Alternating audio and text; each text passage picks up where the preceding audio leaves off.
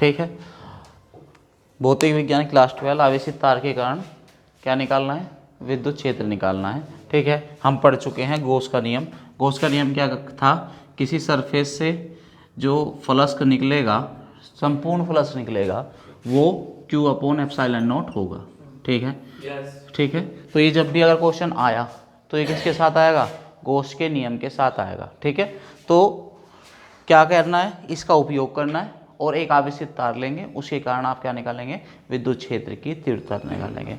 माना एक तार है, ठीक है, ए बी कोई तार है और ये आवेशित है, यानी कि आवेशित है मतलब इसके ऊपर पॉजिटिव या नेगेटिव चार्ज है। ठीक है, अब जो इसका फ्लक्स होगा किधर की तरफ निकलना है, बाहर की तरफ निकलना है।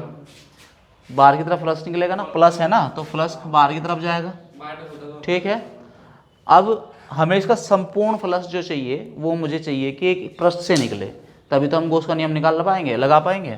तो हमने क्या कर दिया, इसको एक बेलन के रूप में मान लेते हैं। इसका गॉसियन जो पृष्ठ मानेंगे किस में मानेंगे, बेलन के रूप में मान रहे हैं। ठीक है, सिलेंडर शेप का है और उसकी जो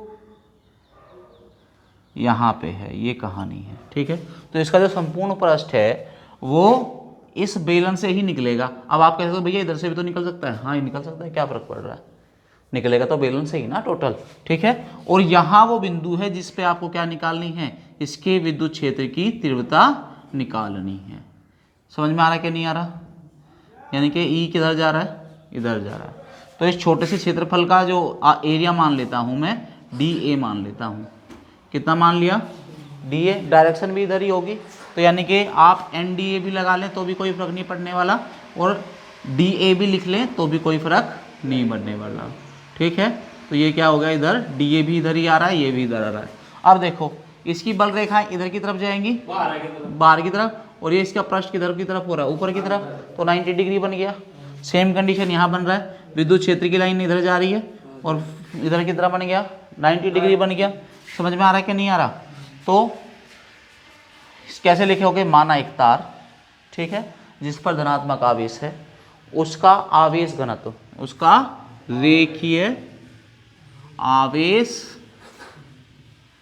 घनत्व कितना है जी, लैम्डा है। ठीक है, और इस पे मान लेता हूं मैं टोटल जो चार्ज है वो कितना है, इसके ऊपर क्यू है। संपूर्ण चार्ज कितना है, संपूर्ण आवेश जो है आपका कितना है, क्यू है, और इसकी जो लंबाई है वो एल है। इसकी लंबाई कितनी है, एल है। लेंथ कितनी है इसकी, तथा तार की लंबाई कितनी है, एल है। ठीक है, और ये जो आपने काल्पनिक पृष्ठ माना है, गॉसियन पृष्ठ, इसकी जो त्रिज्या है, जो इसकी त्रिज्या है उसको स्मॉल आर मान लेता हूं। ठीक है, गॉसियन पृष्ठ की या उसकी बेलन की त्रिज्या कह दो या गॉसियन पृष्ठ की बोल दो, गॉसियन पृष्ठ या बेलन,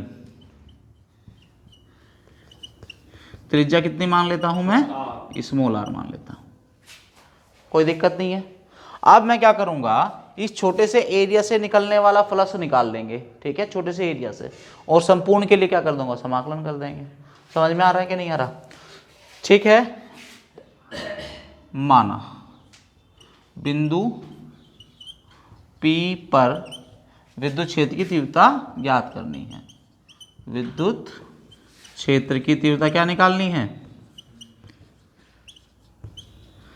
ज्ञात करनी है। ठीक है, तो DA से निकलने वाला फ्लक्स देख लेंगे हम पहले कितना आ रहा है।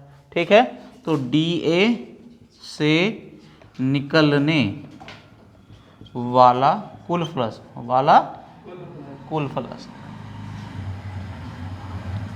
क्या हो जाएगा, E डॉट DA हो जाएगा। अब आप कह सकते थे भैया ये भी तो आएंगे, हाँ चलो इसको पृष्ठ एक मान लेते हैं, इसको सेकंड मान लेते हैं, इसको थर्ड मान लेते हैं।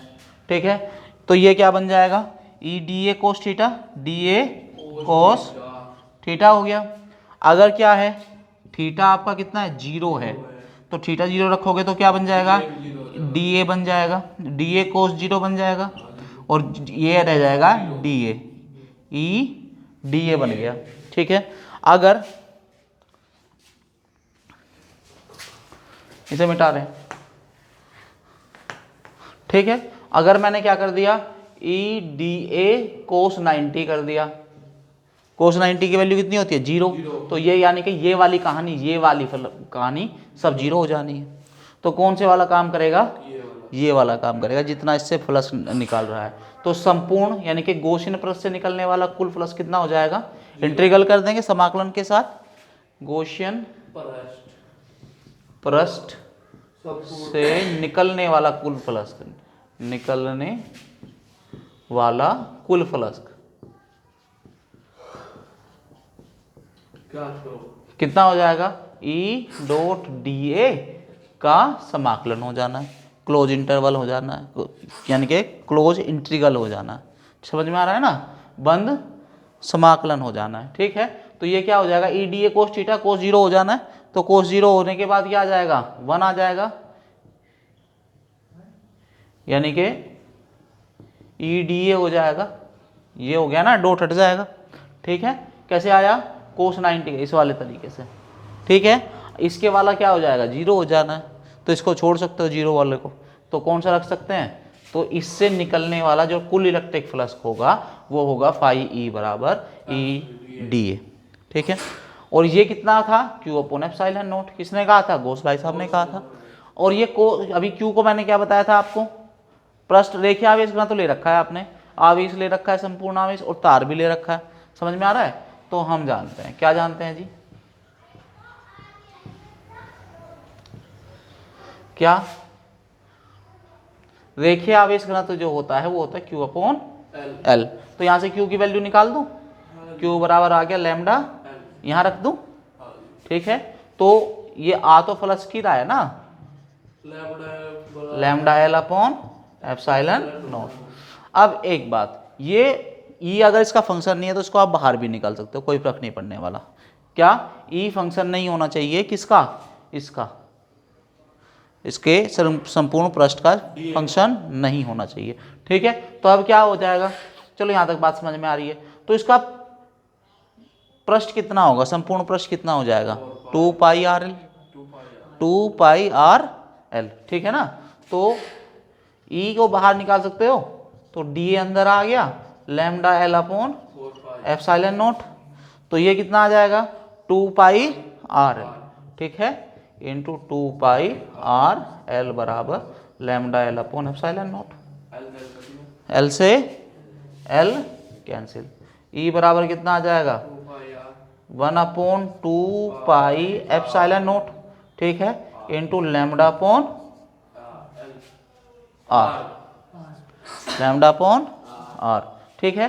तो ये क्या आ जाएगा, 2 से गुणा कर दो, 2 से भाग कर दो, क्यों, क्योंकि हमें जो 1 अपॉन 4 पाई एप्सिलॉन नॉट की वैल्यू पता है, ठीक है ना, 9 इंटू 10 टू द पावर 9, तो इसकी वैल्यू हमारे पास डायरेक्ट है, या तो आपसे गुणा डिवाइड और मल्टीप्लाई करके करना पड़ेगा, तो आप इसकी सीधी वैल्यू रख लें, तो इस वजह से हम इसे 4-5 में बना लेंगे, ठीक है।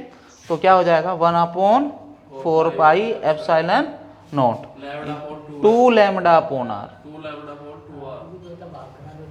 2 से मल्टीप्लाई कर दी और 2 से भाग कर दिया। समझ में आया कि नहीं आया यहाँ तक। तो ये क्या है, एक आवेशित तार के कारण विद्युत क्षेत्र की तीव्रता है। समझ में आया कि नहीं आया, आया, इसे नोट करो।